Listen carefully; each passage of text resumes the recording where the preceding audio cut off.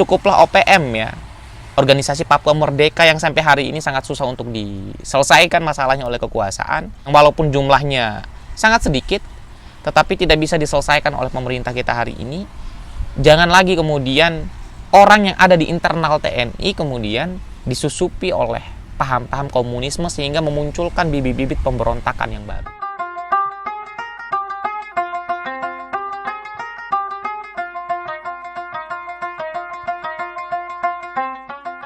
Halo teman-teman semua, saya Yusril Iza Mahendra. Kali ini kita mau bicarakan tentang sesuatu hal yang banyak sekali dibicarakan di banyak media di Indonesia, yakni berkaitan dengan TAP MPR nomor 25 tahun 1966 yang disinggung oleh Panglima TNI Pak Andika Prakasa. Panglima TNI menyatakan bahwa calon prajurit TNI itu boleh dari keturunan PKI. Sederhananya seperti itu. Nah, ini banyak sekali dibicarakan di ruang-ruang publik.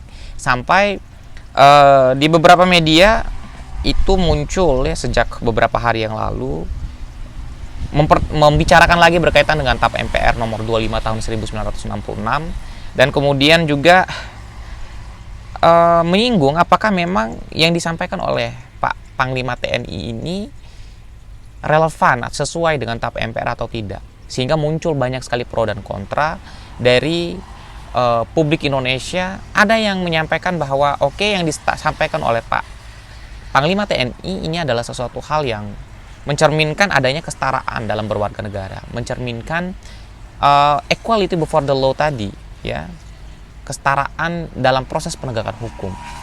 Ada yang kontra, ya, mereka menganggap bahwa dengan melibatkan mantan keturunan PKI masuk dalam lingkungan prajurit TNI, ini akan mendegradasi, ya, kemudian nilai mental, moral, dan ideologi dari prajurit TNI. Itu pertama. Kemudian kedua, ini bertentangan dengan TAP MPR nomor 25 tahun 1966, dan ini dikhawatirkan ya memunculkan penyusup baru, memunculkan ya pemberontak baru dari ya kalangan prajurit TNI. Nah, ini pro kontra yang muncul di banyak media sosial kita berkaitan dengan diperbolehkannya keturunan PKI itu ikut menjadi prajurit TNI seperti yang disampaikan oleh Panglima TNI. Nah, teman-teman semua, mungkin kalian punya pandangan lain berkaitan dengan isu ini.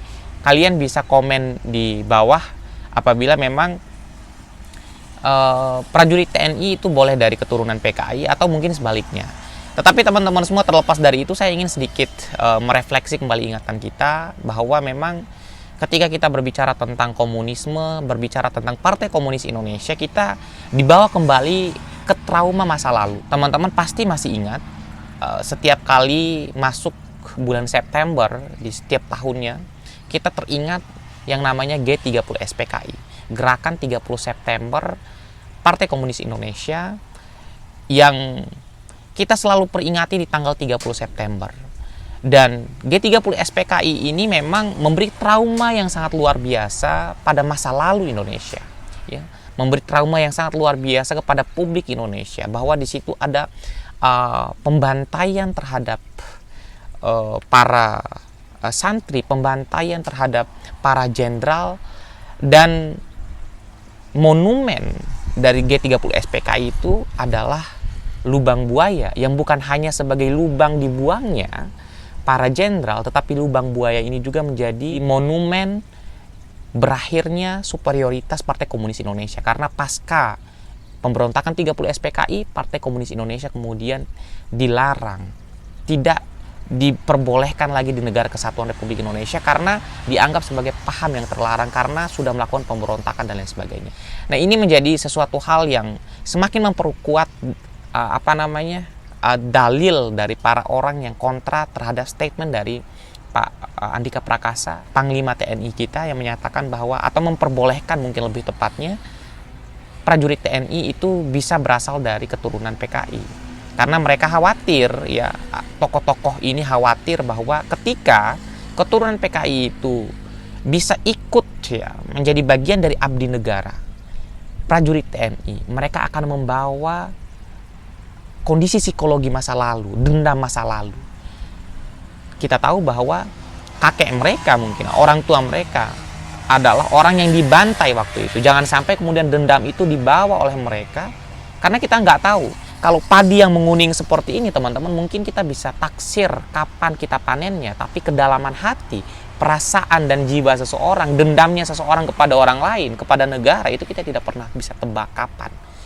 Kita tidak pernah bisa tebak benar atau tidaknya masih ada dendam itu. Walaupun ini kesannya subjektif, tetapi perlu untuk dipertimbangkan statement-statement yang disampaikan oleh intelektual bahwa memang mereka khawatir ada dendam itu. Kemudian kedua, bahwa kita tahu bahwa prajurit TNI ini kan adalah pion yang paling pertama untuk melakukan bela negara. Nah, bahaya misalkan pion terdepan yang akan melakukan bela negara ini kemudian disusupi ideologi komunisme, bukan lagi ideologi Pancasila, seperti yang selalu digaungkan oleh kekuasaan hari ini. Nah, ini adalah beberapa pertimbangan yang harus memang dilihat ulang oleh kekuasaan, atau misalkan oleh Panglima TNI. Apakah memang ini sudah sesuai atau tidak? Bukan hanya tekstual di dalam aturan hukum, ya, karena tentunya TAP MPR ini bukan hanya sebuah produk hukum yang dimaknakan secara eksplisit seperti itu saja, tetapi ada makna implisit, ya, ada makna yang tidak tertulis, yang tercantum di dalam butir-butir TAP MPR itu, yang memang kita harus tafsirkan jauh sehingga kita bisa menangkal, kita bisa menangkis penyebaran paham komunisme. Karena tadi para intelektual ketika membuat TAP MPR ini tentunya sudah mempertimbangkan, sudah berupaya untuk memfilterisasi, ya, penyebaran berkembangnya Partai Komunis Indonesia di Indonesia agar sejarah tidak terulang dua kali. Pembantaian kepada jenderal tidak terulang dua kali. Pemberontakan yang serupa tidak terulang lagi di negara Kesatuan Republik Indonesia. Cukuplah OPM, ya, Organisasi Papua Merdeka, yang sampai hari ini sangat susah untuk diselesaikan masalahnya oleh kekuasaan. Walaupun jumlahnya sangat sedikit, tetapi tidak bisa diselesaikan oleh pemerintah kita hari ini. Jangan lagi kemudian orang yang ada di internal TNI kemudian disusupi oleh paham-paham komunisme sehingga memunculkan bibit-bibit pemberontakan yang baru. Nah, ini kekhawatiran dari para intelektual. Tanpa menjustifikasi siapapun, tanpa mendiskriminasikan siapapun, tetapi ini adalah sesuatu hal yang perlu dipertimbangkan oleh Panglima TNI, Pak Andika Prakasa, dan kita menunggu bagaimana respon dari kekuasaan, respon dari pemerintah kita hari ini. Karena memang kita tahu dan kita bisa melihat banyak sekali isu yang berkembang di publik Indonesia bahwa memang kekuasaan atau rezim hari ini punya kecenderungan memang untuk menghapus TAP MPR nomor 25 tahun 1966 tentang pembubaran Partai Komunis Indonesia. Para intelektual juga melihat kesan itu.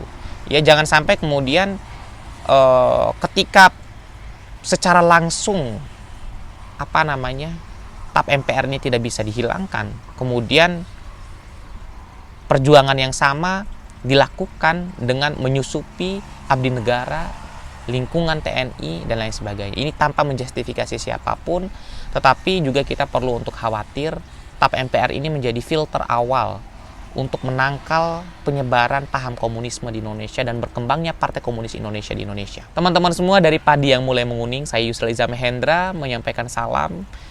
Seperti yang saya sampaikan di awal tadi, bahwa padi itu kita bisa taksir kapan dipanennya, tetapi kedalaman hati, niat orang kita tidak tahu. Sehingga perlu kehati-hatian dalam persoalan ini. Perlu kehati-hatian untuk benar-benar apakah keturunan PKI bisa kita libatkan lagi atau tidak. Nah, teman-teman semua, ini menjadi tanggung jawab kita untuk mengawal isu ini, ya. Nah, bila teman-teman punya tanggapan lain, pikiran lain, silakan komen di bawah. Kita diskusi di sini. Mudah-mudahan melalui diskusi kita di sini kita bisa mencari jalan tengah. Bagaimana sih idealnya keturunan PKI itu diperlakukan di Indonesia? Apakah memang melibatkan keturunan PKI dalam abdi negara sudah mencerminkan equality before the law? See you next time. Sampai jumpa di konten selanjutnya.